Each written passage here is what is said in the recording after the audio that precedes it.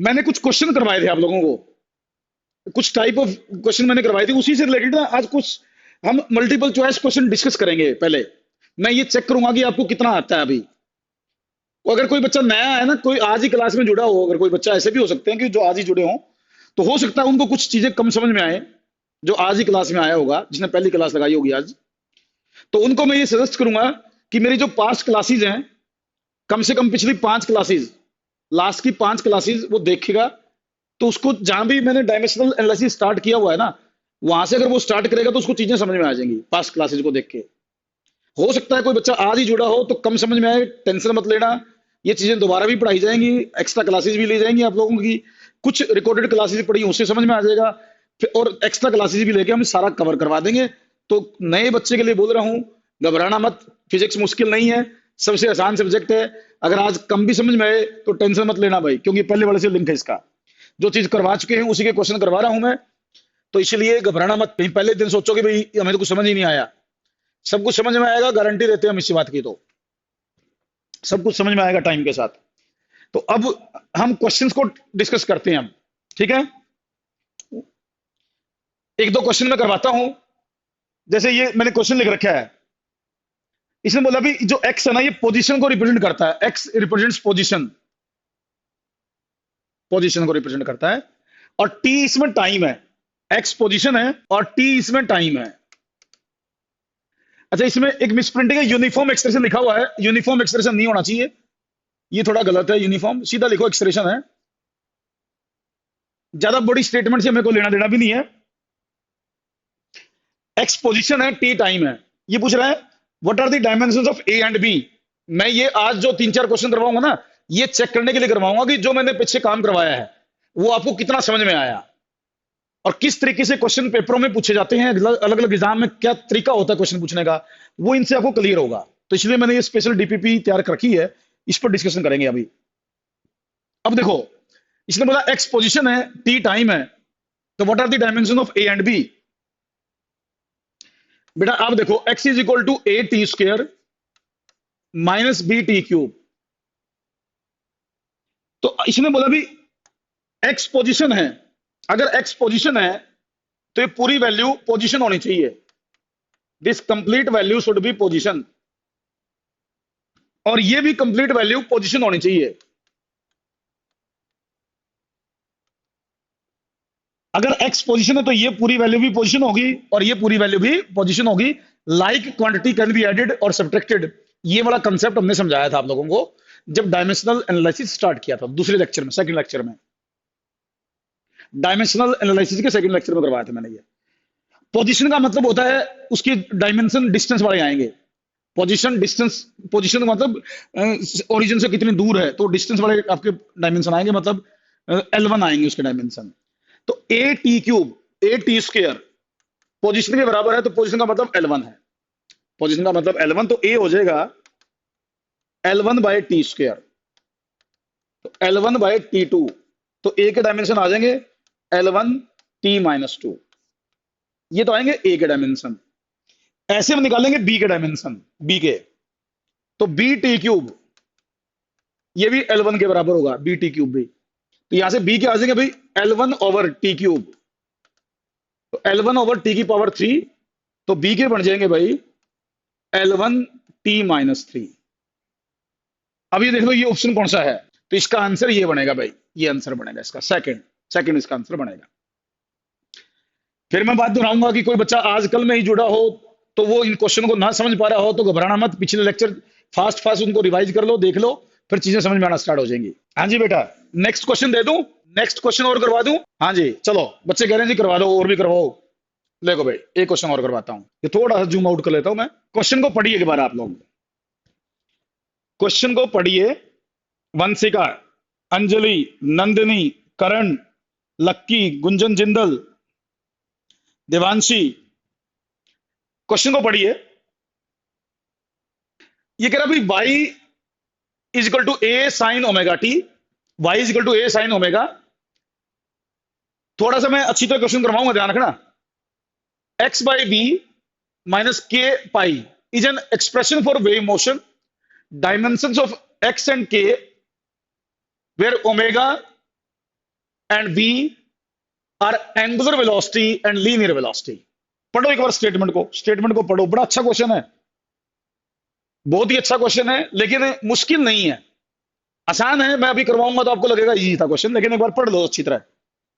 इसने y की equation दे रखी है, y is equal to a sine omega x by v minus k pi, ये दे रखा है। इसने ओमेगा जो है ना, ओमेगा इसको बोला एंगुलर वेलोसिटी और v को बोला है लीनियर वेलोसिटी। तो ये हमसे पूछ रहा है dimension of x and k। What are the dimension of x and k? x और k के डायमेंशन ये पूछना चाह रहा है। मैं करूंगा इसको सॉल्व। देखो बेटे, मैं कह रहा हूं, देखो मैंने क्वेश्चन तो करवाए थे ऐसे, लेकिन उसको पेपर में कैसे पूछा जाता है ना, मैं ये सिखाने की कोशिश कर रहा हूं कि एग्जाम में जो आप पढ़ते हैं थ्योरी में, उसको पूछा कैसे जाता है, फिर उसको अटेम्प्ट कैसे करना, ये सीखना हमने। तभी हमारे मार्क्स आएंगे भाई, तभी हम स्कोर कर पाएंगे। तो किस तरीके से, किस लैंग्वेज में क्वेश्चन पूछे जाते हैं, वो पढ़ने बहुत जरूरी है, वो हमें जरूर आने चाहिए। तो मैं ब्रैकेट को खोल लेता हूं, y is equal to a sine omega x by b minus k omega pi, यूं लिख दो इसको। इस ओमेगा को ब्रैकेट के अंदर मल्टीप्लाई कर लो, इसको ब्रैकेट के अंदर मल्टीप्लाई कर लो, फिर मैं बताऊंगा कि भी x के डायमेंशन क्या होंगे और k के डायमेंशन क्या होंगे। पहले इस ब्रैकेट को खोलो, यूं आ गया। अब याद करो, मैंने एक ऐसा क्वेश्चन करवाया था आप लोगों को, मैंने कहा था भी पूरी वैल्यू एंगल है, this complete value is angle. मैंने बता रखा है ये कंप्लीट वैल्यू एंगल होगी, साइन कोस या टेंजेंट के पीछे जो वैल्यू होती है वो एंगल होती है। इसका मतलब ओमेगा एक्स बाई वी ये भी एंगल है, और के ओमेगा बाई इंटू पाई ये भी एंगल है। ये सब एंगल को रिप्रेजेंट करेंगे, ठीक है। इतना पता है, मैंने इस तरह क्वेश्चन करवा रखा है, याद हो तो पढ़ देखो, उसके पीछे कॉपी खोल के देखोगे ना, मिलेगा आपको ऐसा क्वेश्चन। बट ये थोड़ा सा लैंग्वेज चेंज करके पूछने लग रहा है बस, और कुछ नहीं है, चीज वही है, कंसेप्ट वाइज कोई अलग नहीं है। अब इसने पूछा भाई एक्स के डायमेंशन बताओ, पहले तो मैं एक्स के निकालूंगा यहां से। इसने ओमेगा क्या बताया मेरे को, ओमेगा बोला एंगुलर वेलोसिटी। एंगुलर वेलोसिटी के मैंने लिखवा रखे हैं t-1 बताए थे मैंने, एंगुलर वेलोसिटी के t-1 बताए थे। एक्स के मुझे निकालने हैं, एक्स के मुझे निकालने हैं। v क्या है, v है लीनियर वेलोसिटी, सिंपल जिसको वेलोसिटी कहते हैं उसको लीनियर वेलोसिटी कहते हैं, पूरा नाम उसका। तो उसका होगा L1 t-1, और एंगल होगा डायमेंशनलेस। एंगल क्या होगा, डायमेंशनलेस। तो राइट साइड में डायमेंशनलेस लिख दो। मुझे x के चाहिए, ये टर्म इधर ले जाता हूं, तो x is equal to L1 t-1 over t-1। t-1 नीचे आएगा, ये ऊपर जाएगा, ये टर्म कट जाएगी पूरी, तो x के आगे भाई L1, तो x तो होगा L1। तो x L1 देख लेना कहां कहां है, एक में ही L1 है। वैसे देखा जाए ना, एक से इसी से आंसर आ जाएगा, ये आंसर बनेगा। हाँ, ऑप्शन 2 वेरी गुड, एक में ही ऑप्शन 2 अवेलेबल है जिसमें x L1 को रिप्रेजेंट करता है। एक में ही ये ऑप्शन अवेलेबल है जिसमें x L1 को रिप्रेजेंट करता है,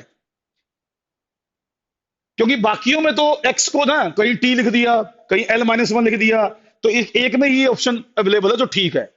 बाकी मैं के भी निकाल देता हूं, के डायमेंशन भी मैं निकाल के बताऊंगा आपको, के भी निकाल दूंगा वहां से।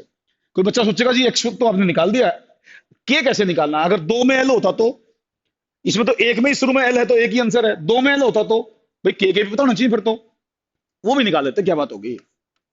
ओमेगा के हो गए t-1, ओमेगा के t-1, पाई के तो कोई डायमेंशन है नहीं, पाई तो छोड़ दो, कांस्टेंट है। तो इधर हो गया एंगल m0 L0 t0, तो के हो गए भाई 1/t-1, तो t1 आ गए भाई के। तो इसमें दोनों चीज सेटिस्फाई हो रही हैं, तो दोनों सेटिस्फाई हो रही, तो आंसर आ गया अपना।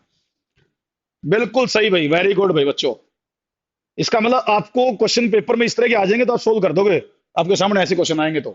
देखो मेरा ये डीपीपी बनाने का पर्पज यही है कि जो आपने थ्योरी में पढ़ा, जो मैंने सिखाया, अगर उसकी लैंग्वेज को थोड़ा सा मोल्ड करके पेपर में पूछा जाए, और पूछा ही जाएगा, एग्जाम के अंदर जो क्वेश्चन आएंगे वो थोड़ा सा मोल्ड करके ही आएंगे, कंसेप्ट चेंज नहीं होगा बट लैंग्वेज चेंज होगी पक्का। वो सिंपल लैंग्वेज में नहीं, सिंपल में तो मैं जो समझाना इसलिए मैं बोलता हूं, तो इसलिए मैंने आपको कुछ क्वेश्चन ऐसे दिए हैं ताकि आप लैंग्वेज को पढ़ के एनालाइज कर पाओ। नेक्स्ट क्वेश्चन लेता हूं भाई मैं। ये देखो बेटा, ये देखो आप इस क्वेश्चन को पढ़िए और बहुत जल्दी आंसर देने की कोशिश कीजिए। रवि पंजेठा आएगा क्वेश्चन, वो इसी में लिख रखे मैंने आज। रवि पंजेठा, जो क्वेश्चन तू पूछ रहा ना बेटा, वो इसके बाद क्वेश्चन आएगा, चिंता मत कर। आज मैंने सारा कुछ करवा रखा है इसमें। देखो, मैं उम्मीद करता हूं ये क्वेश्चन आप मुझे सोल्व करके बता सकते हैं। क्वेश्चन को बहुत बड़ा देख के कंफ्यूज मत होना। जानबूझ के कई बार बहुत बड़े बड़े क्वेश्चन दिए जाते हैं देखने में, लेकिन होते बहुत आसान है, बहुत बेसिक कॉन्सेप्ट से रिलेटेड होते हैं। तो इसीलिए क्वेश्चन के उस स्टेटमेंट पे मत जाओ कितना बड़ा है। एक लाइन का क्वेश्चन है, केवल एक लाइन का, ध्यान से पढ़ोगे तो। अब मैं सोल्व करता हूं भाई, अब मैं सोल्व करता हूं, ज्यादा टाइम नहीं लगा सकता मैं, और भी क्वेश्चन करवाने हैं। बेटा इसने पूछे what are the dimensions of f, मतलब ये है एफ, एफ के डायमेंशन है। टी क्या है? टाइम। बेटा देखो, एफ माइनस टी स्क्वायर लिखा हुआ है, इसमें लिखा हुआ एफ माइनस टी स्क्वायर। अगर एफ माइनस टी स्क्वायर है तो जो डायमेंशन टी स्क्वायर के हैं, जो डायमेंशन टी स्क्वायर के हैं, वही डायमेंशन एफ के होंगे। एक जैसी क्वांटिटी ही ऐड या सब्ट्रैक्ट हो सकती हैं, तो जो इस टी स्क्वायर के डायमेंशन होंगे वही डायमेंशन एफ के होने जरूरी हैं, तभी इसमें से सब्ट्रैक्ट होगा। तो इसका मतलब F represents T square, F represents T square.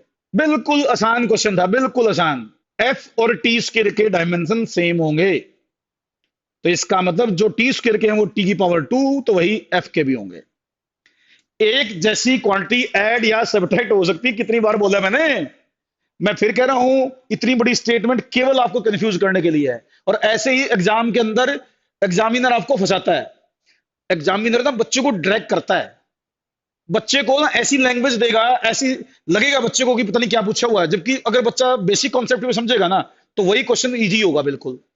तो जानबूझ के एग्जामिनर ना आपको ड्रैग करता, गलती करवाता है आपसे कि आप कंफ्यूज हो जाओ कहीं, क्योंकि उसमें उसको बच्चों को एलिमिनेट करना होता है। एग्जाम में कुछ बच्चों को ये देखना होता है भी कोई बच्चा एनालाइज कर पा रहा है कि नहीं कर पा रहा, चीज की अप्रोच सही है कि नहीं है उसकी, तो इसलिए ये क्वेश्चन इस तरह के दिए जाते हैं भाई। और देखो ये भी, इसके बारे में मैं बताऊंगा, एक बार क्वेश्चन पढ़ लो आप, इसको मैं सिखाऊंगा, मैं इस क्वेश्चन को मैं सिखाऊंगा भाई, एक बार पढ़ लो इसको, इसको पढ़ो बेटा, मैं इसको इसके बारे में बताता हूं। देखो इसने क्या दे रखा है, इसने दिया हुआ x is equal to a log b t plus c t square plus d, ये दिया हुआ है। इसमें बताया हुआ टी इज टाइम, एक चीज लिखी हो इसने, t is time, t is time, ये चीज दे रखी है। तो इसने बोला x is equal to a log b t plus c t square plus d, and where t is time, then find the dimension of c। c के डायमेंशन हमें बताने हैं। मैं करूंगा सॉल्व। देखो बेटा, कुछ बच्चों ने वैसे ऑप्शन लिख दिए, उनका आंसर सही है, लेकिन मैं बताऊंगा इसको, मैं सोल्व करूंगा। भाई आपने अगर कभी नाम सुना लोगरिथम, लोगरिथम का नाम सुना हो, तो बेटा लॉग के पीछे जो भी वैल्यू आएगी ना, ये पूरी वैल्यू लॉग के साथ, ये पूरी वैल्यू एक न्यूमेरिकल वैल्यू को रिप्रेजेंट करेगी। ये कंप्लीट चीज एक न्यूमेरिकल वैल्यू, मतलब किसी न किसी कांस्टेंट वैल्यू को रिप्रेजेंट करेगी जो डायमेंशनलेस होगा, किसी न किसी कांस्टेंट वैल्यू को रिप्रेजेंट करेगी जो डायमेंशनलेस होगा। मतलब ये कह सकते हो कि आप ये डायमेंशनलेस होगी, एक न्यूमेरिकल वैल्यू होगी लॉग के पीछे जो भी होती है। ये पॉइंट नोट करना आप लोगों ने। तो ये पूरी वैल्यू डायमेंशनलेस है, कंप्लीट वैल्यू जो लॉग के साथ लिखी होती है। इसका मतलब ये हुआ कि पूरी वैल्यू अगर डायमेंशनलेस है ना, इसका मतलब ये वैल्यू भी डायमेंशनलेस है और ये वैल्यू भी डायमेंशनलेस है। दो चीज डायमेंशनलेस होगी तभी डायमेंशनलेस आंसर आएगा। तो पूरी वैल्यू डायमेंशन, इसके कोई डायमेंशन नहीं होते, तो बीटी के भी डायमेंशन नहीं है और सी टी स्क्वायर के भी नहीं है, बीटी के भी नहीं है और सी टी स्क्वायर के भी नहीं है। तो इसका मतलब सी टी स्क्वायर डायमेंशनलेस है, सी टी स्क्वायर है डायमेंशनलेस। अगर सी टी स्क्वायर डायमेंशनलेस है तो सी क्या होना चाहिए, 1/t स्क्वायर। इसको तो कोई जरूरत ही नहीं, सीधा लिख सकता हूं मैं। तो इसका मतलब टी की पावर -2 होना चाहिए, टी की पावर -2।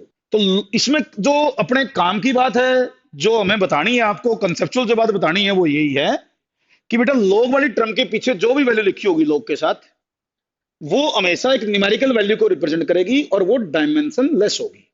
तो इसमें ये भी डायमेंशनलेस है, ये भी डायमेंशनलेस है।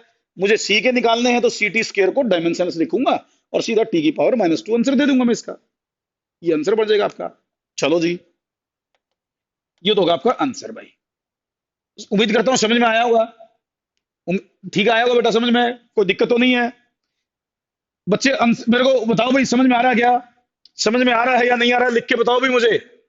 ऐसे नहीं मैं करवाता रहूं, कहीं बच्चों को समझ ना आए, कुछ नए बच्चे बैठे हो। नेक्स्ट क्वेश्चन करवाऊं फिर मैं, और आगे ऐसे करवाता रहूं, क्वेश्चंस करवाता रहूं, कोई प्रॉब्लम तो नहीं है ना? ये आया भाई मेरे काम का क्वेश्चन, बहुत ही अच्छा क्वेश्चन है, कंसेप्ट वाइज बिल्कुल इजी है, बट देखने में आपको एक नया सा क्वेश्चन लगेगा। आपको ऐसा लगेगा पता नहीं कि क्या पूछा सर ने, बट कुछ नहीं है, बिल्कुल आसान क्वेश्चन होता है ये। एक बार पढ़ लीजिए, आप इसको ध्यान से पढ़ लीजिए। चलिए अब मैं इस क्वेश्चन को सोल्व करवाऊंगा, ध्यान से सुनना है। बहुत ही अच्छा क्वेश्चन है, आम बच्चा जो अच्छे लेवल की चीजें नहीं पढ़ता उसे क्वेश्चन नहीं सोल्व होगा। आप पढ़ रहे हो तो आपको ये आसान लगेगा, लेकिन जो इस तरह के क्वेश्चन सोल्व नहीं करते बच्चे, उनके लिए बड़े मुश्किल हो जाते हैं क्वेश्चन। देखो इसमें क्या दिया हुआ है, s is equal to a by b 1 minus e की power minus b t. S is equal to a by b into 1 minus e की पावर माइनस बी टी। इसने बोला दिस एक्सप्रेशन डायमेंशनली करेक्ट है, s displacement है और t time है। T इसमें time है, टी इज टाइम।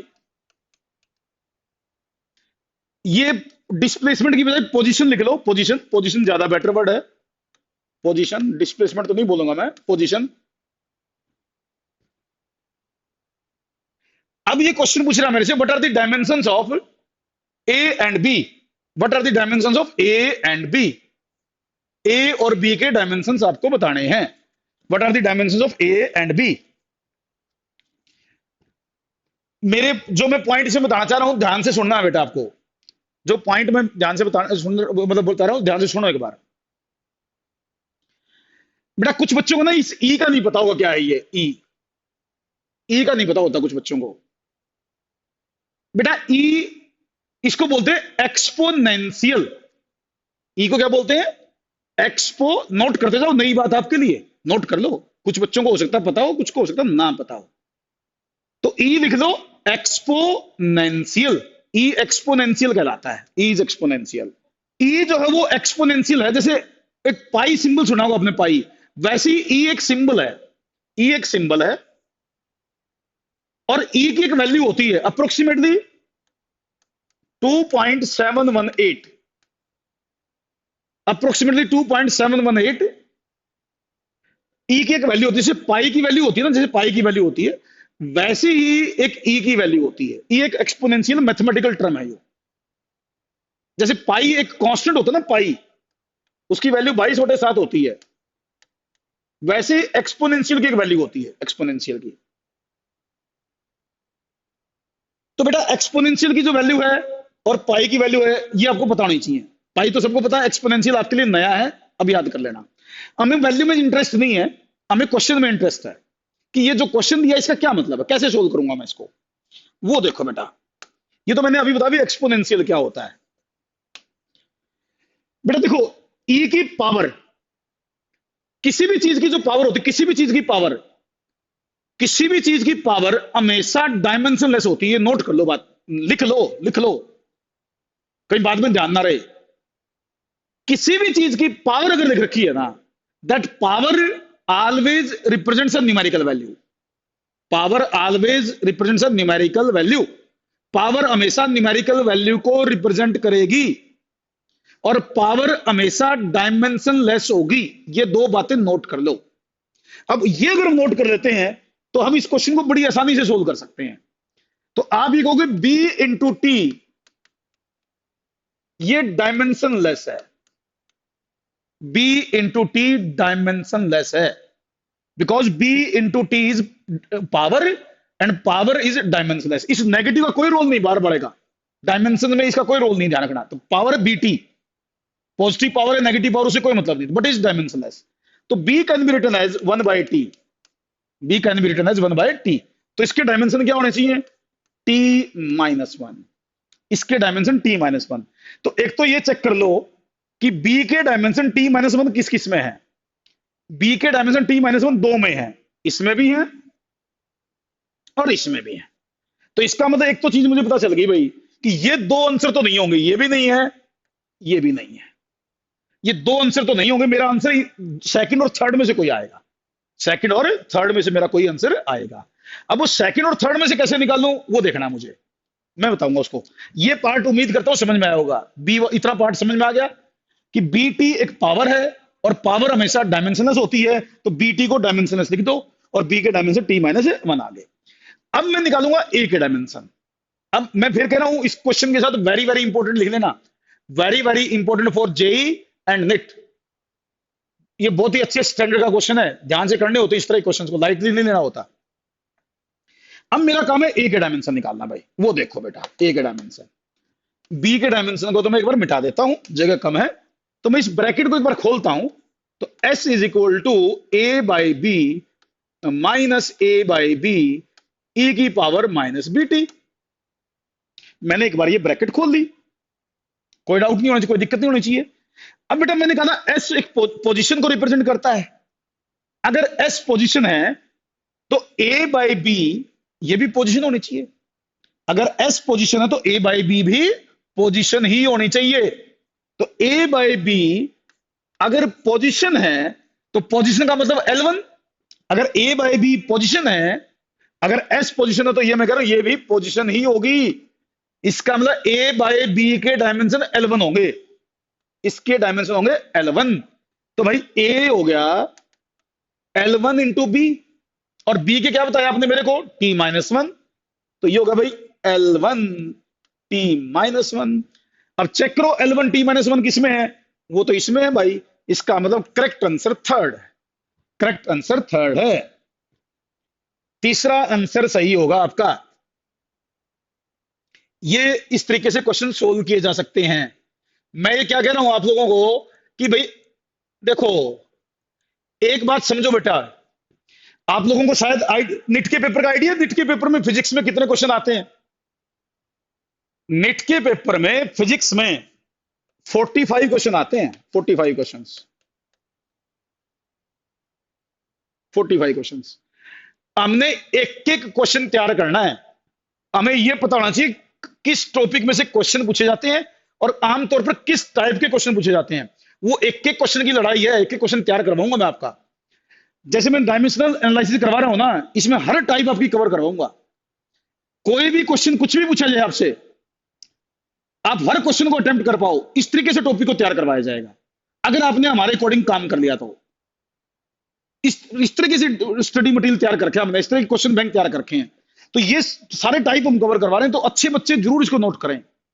तो 45 क्वेश्चन के लिए लड़ना है 2 साल में, 2 साल में 45 क्वेश्चन तैयार करने हैं। तो एक एक क्वेश्चन के ऊपर हमें पता होना चाहिए कहां से क्वेश्चन आएगा, कैसे पूछेगा, पिछले साल कैसा आया था, नेक्स्ट ईयर क्या ऑप्शन हो सकती है, उन सारे को चीज को एनालाइज करके हमने आगे बढ़ना है। और आईआईटी मेंस में वैसे तो 25 क्वेश्चन आते हैं, अब 30 क्वेश्चन दे दिए उन्होंने जेई मेंस में। जेई मेंस में वैसे 25 क्वेश्चन आते हैं, तो अब की बार 30 कर रखे उन्होंने, ऑप्शनल देके 5 ऑप्शनल देके। तो इनके बारे में सोचना भी कैसे हमने क्वेश्चन तैयार करने हैं। हर क्वेश्चन का हमें पता होना चाहिए कि भाई इस टॉपिक में से इस टाइप के क्वेश्चन आएंगे, उनको अटेम्प्ट करना हमें आना चाहिए। कोई भी टॉपिक हमारा वीक नहीं रहना चाहिए। कई बार बच्चे क्या करते हैं, ध्यान नहीं देते और पूरी यूनिट की यूनिट उनकी साफ हो जाती है। नहीं भैया, काम नहीं चलेगा। डेली का काम डेली करते जाना, कोई प्रॉब्लम नहीं आने देंगे आपको। अब नेक्स्ट क्वेश्चन पर आता हूं। देखो भैया, ये मैं आपसे उम्मीद करूंगा, ये क्वेश्चन मैं आपसे उम्मीद करूंगा भाई कि ये क्वेश्चन तुम सोल्व करके मुझे बताओ। पूरा क्वेश्चन देखो, ध्यान से पढ़ो स्टेटमेंट को, और कंप्लीट क्वेश्चन तुम मुझे बताओगे तो मुझे बड़ा अच्छा लगेगा भाई। मैं ये मानूंगा कि बच्चों ने काम कर लिया है और जो मैंने आपको सिखाया है वो आपको आता है।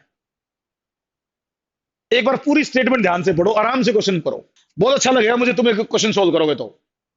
मैं स्टेटमेंट को समझा देता हूं एक बार। स्टेटमेंट को बेटा देखो, ईटा कोएफिशिएंट ऑफ विस्कोसिटी है। ये मैं मेरी स्टेटमेंट समझाता हूं, उसको सुन लो। ईटा कोएफिशिएंट ऑफ विस्कोसिटी है, लिख लो। Eta is coefficient of viscosity. P pressure है, वैसे तो स्टेटमेंट में सब कुछ लिखा है, फिर भी समझा रहा हूं। पी प्रेशर है, आर रेडियस है, आर रेडियस है, एल लेंथ है, L is length, P pressure, R radius, L length, और ईटा है कोएफिशिएंट ऑफ विस्कोसिटी। ये पूछ रहा what are the dimension of V. V के डायमेंशन बताने, ये जो वी है ना, आपको वी के डायमेंशन बताने, मुझे वी के डायमेंशन, वी के पाई बाय 8 तो कांस्टेंट हो जाएगा, पाई बाय 8 तो कांस्टेंट हो जाएगा। तो आपको मुझे बताने वी के डायमेंशन क्या है भाई। मैं उम्मीद करता हूं हर चीज के डायमेंशन मैंने इसमें से लिखवा रखे हैं आप लोगों को, और वी के निकालने के लिए इसने मेरे को बोला है, तो निकाल के बताओ भाई। अब मैं सोल्व करता हूं बेटा, अब मैं इसको सोल्व करता हूं, जिसका नहीं निकला मैं सोल्व करवाता हूं। बेटा देखो, ईटा इज इक्वल टू, मैं एक बार पेन की साइन बदल दूं भाई, eta is equal to pi by 8 p r की power 4 over l eta into v, l v, l v लिखा है इसने, एल वी, एल वी। तो v is equal to pi by 8 p r की power 4 over l ईटा।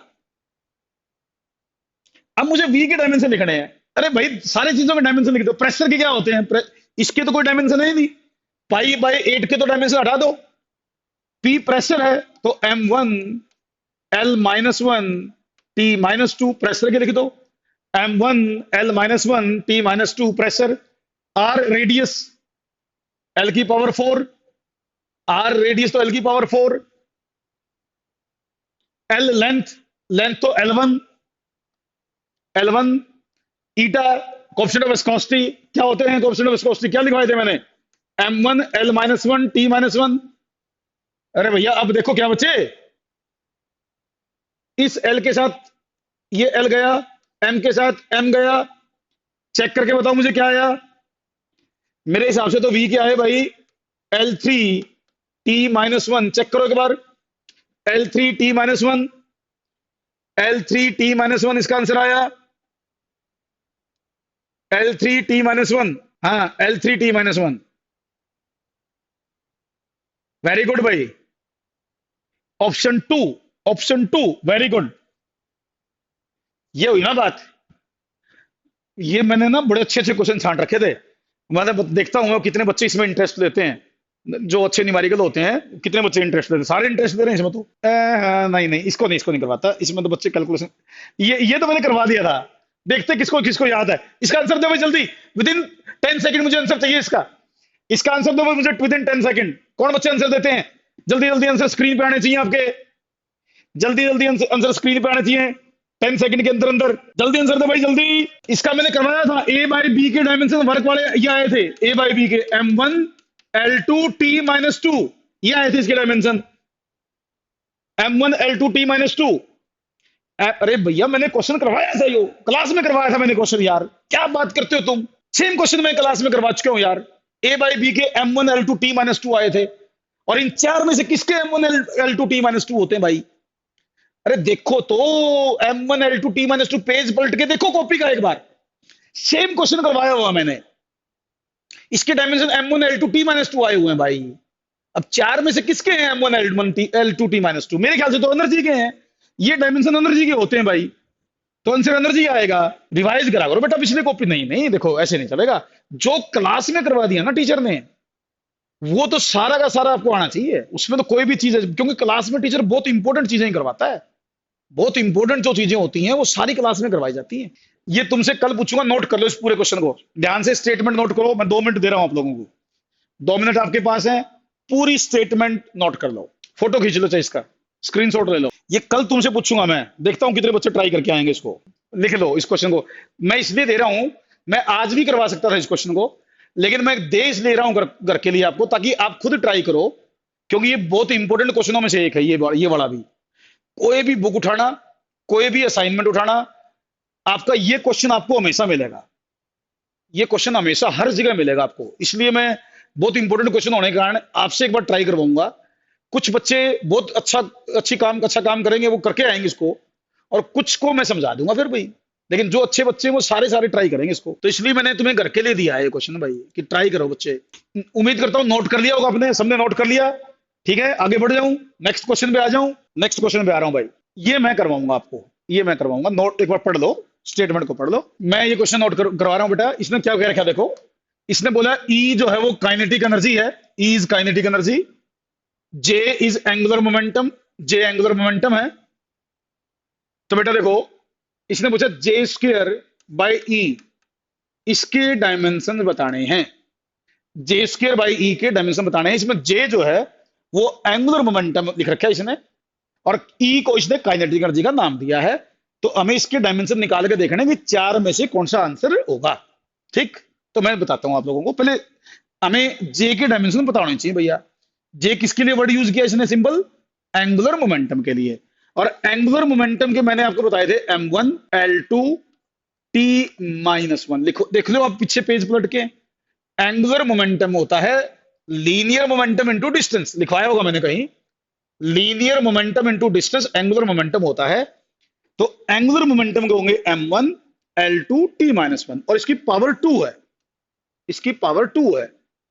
नीचे E है kinetic energy, तो kinetic energy के होते हैं बेटा m1 l2 p माइनस 2।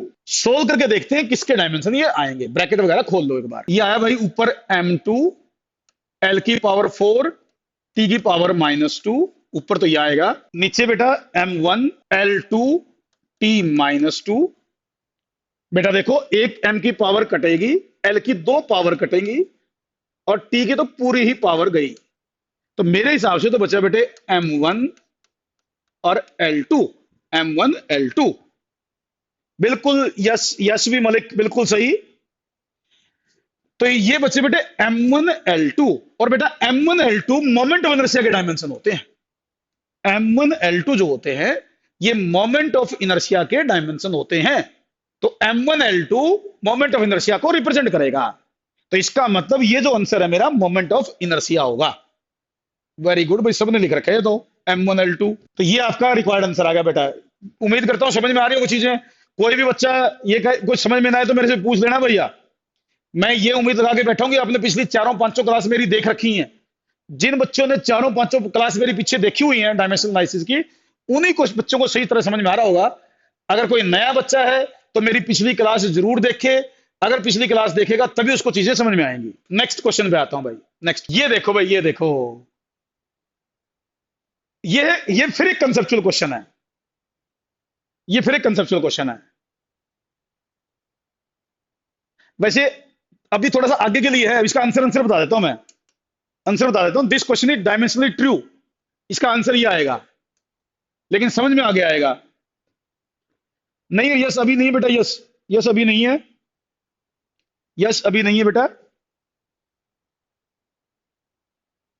इसका केवल आंसर बता सकता हूं, समझाऊंगा मैं इसको आगे चल के। अभी पूरी तरह एक्सप्लेन नहीं हो सकता, ये आगे समझा दूंगा मैं आप लोगों को। हाँ रवि बिल्कुल सही कर रहा है, डायमेंशनली करेक्ट है, यो डायमेंशनली करेक्ट है। तो इसका आंसर नोट कर लो, इट इज डायमेंशनली करेक्ट। अरे ये तो बता दो, ये बता दो भाई। देखो एक बार पढ़ो इसको, मैं लिख देता हूं, y is equal to a sine B T minus C X, where A B C are constant of the wave, the dimension of B are same as that of B के डायमेंशन। इसने मेरे से पूछे हैं B के dimension भाई। T इसमें time है, टी टाइम है, एक्स इसमें डिस्टेंस है। ये पूछ रहा है बी के डायमेंशन क्या होंगे, बी के dimension, dimension of B as that of B के डायमेंशन। बी के डायमेंशन ये मेरे से पूछ रहा है, बता सकते हैं आप बी के डायमेंशन क्या होंगे। बेटा देखो, बी इंटू टी, अभी थोड़ी देर बताया था मैंने, ये डायमेंशन लेस होगा, ये डायमेंशन लेस होगा, एंगल होता ना ये एंगल।